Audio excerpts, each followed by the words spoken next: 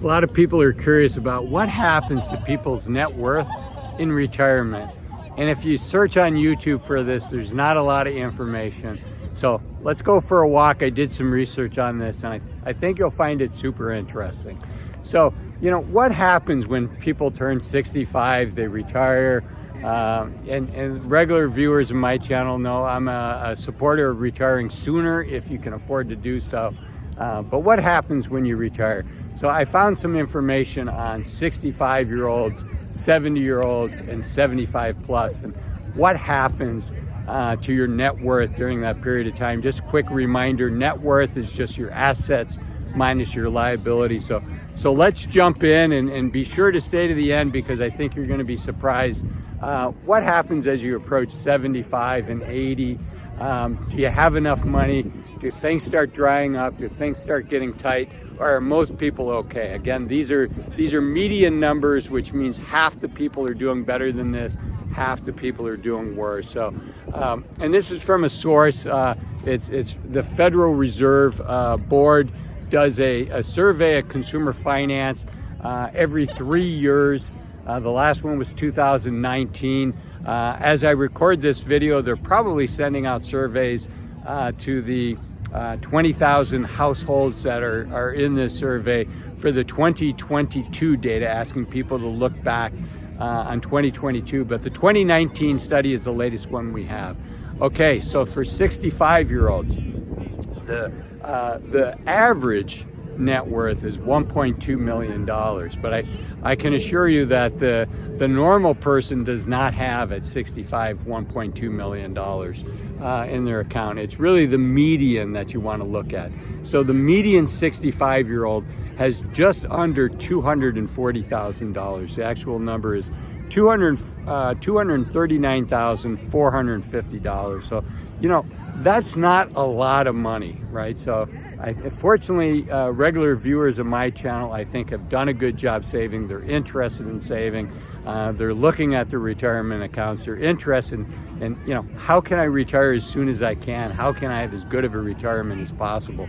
But these are the numbers. So at 65, the median, just under 240,000. But what's really interesting is if you look at folks at 70, remember they started off with $240,000 in net worth. So where are they 5 years later? Well, 5 years later, believe it or not, the median, instead of $240,000, has actually increased to $265,000. And so what that tells me is a couple of things.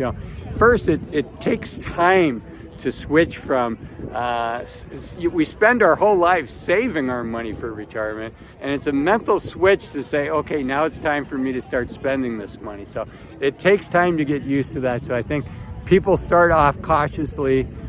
Sometimes people have, little dribs and drabs coming in. They might have a severance package from their previous employer where they don't have to spend money right away. Believe it or not, 5 years later, they still have more money. And then I think, again, people are cautious, and it takes a while to really get on a spending plan. So that's what the number is. It actually increases by $25,000 in the first 5 years. And so, I've said this before, but I think humans are very adaptable. So if you're looking at your numbers and you're saying, I think I'm going to be okay, I do suggest that you work with a fee-only financial advisor so that you have clarity, you have certainty. But we're adaptable. We could have a plan and say, well, this is what I want to spend and this is how I want to do things. But humans are adaptable. A lot of us own our house, and they're the U.S. isn't the only place to live. So again, we're adaptable. And could you live 3 months in Europe and 3 months in Southeast Asia and 3 months maybe being with your adult children more and helping out with the grandkids, and then 3 months just you and your spouse relaxing somewhere, maybe the California coast or the Florida coast? I think a lot of us could enjoy that, and that may not be as expensive as you think. In fact, I would argue, Southeast Asia is quite a bit less expensive than the United States. South America, Mexico, there's lots of places you could go and have adventures and not spend as much as you would here in the U.S. So my point being, humans are adaptable. Allow yourself the freedom to be adaptable. And even if you're not exactly where you want to be on plan, if you're worried about your health starting to deteriorate, if you're getting closer to 65 and you want to make sure that you do get to enjoy your retirement, find a fee-only financial advisor, work with them, share with them, this is my goal, this is what I'm trying to do. So again, we talked about at 65 years old, the median net worth is $240,000. I shared with you that the average was $1.2 million. Then at 70 years old, the median actually increased by $265,000. The mean, the average, actually stayed the same at $1.2 million. And then finally at 75, what is the median American net worth at 75 years old? It just drops a little bit. It goes again from $265,000 down to just under $255,000. It's $254,800. Now, remember, this person retired, these are numbers, starts off at 65 at $240,000. And now we're a decade later, which are, likely going to be your healthiest and more active years. And you're still at above $240,000. It's $255,000. So, I think those numbers are low. I really wish for the median American, they had a lot more than that. But I think what it shows you is, we are adaptable, and you can make retirement work. Now, obviously, Social Security is going to be a big piece of retirement for all of us. And you want to have what I call these three buckets of savings.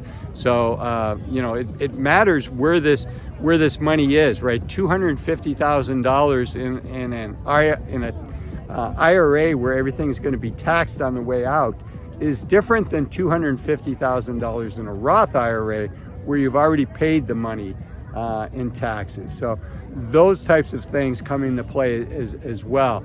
So getting back to this three bucket strategy, I have a video on that. You can find it up here. I'll link to it up here as well. But basically the three buckets say you really don't want to have all of your money in a tax deferred account like a regular 401k or an IRA, because then every dollar you take out is going to be taxable. But if you have some money in a tax me now but then never account, which is what I call a Roth IRA, right? You put money in after tax dollars, but then it grows tax free, and when you take it out, you never get taxed on it. If you have some of your money there, some of your money in a traditional IRA, and then some of your money like in a regular bank account that I call a tax me as I go account, that can really be powerful. And it gives you the ability to kind of control your tax rate. But I hope that the key takeaway that we all get from this is, when people are 65 years old and are getting ready to retire, the numbers were $240,000 was the median net worth. And a decade later, they still have $255,000. So again, we're adaptable. If you're close, if you're feeling like, I really do want to retire sooner if I can, I encourage you to work with a fee-only financial advisor. If you found this video helpful, give me a thumbs up. It really does help the algorithm find other people that this video can help. And as the young people say, thumbs for likes and subs for love. And until next time, I'm Azul, encouraging you to take full advantage of the youth of your senior years. Remember, we're only young once. Let's use our time wisely.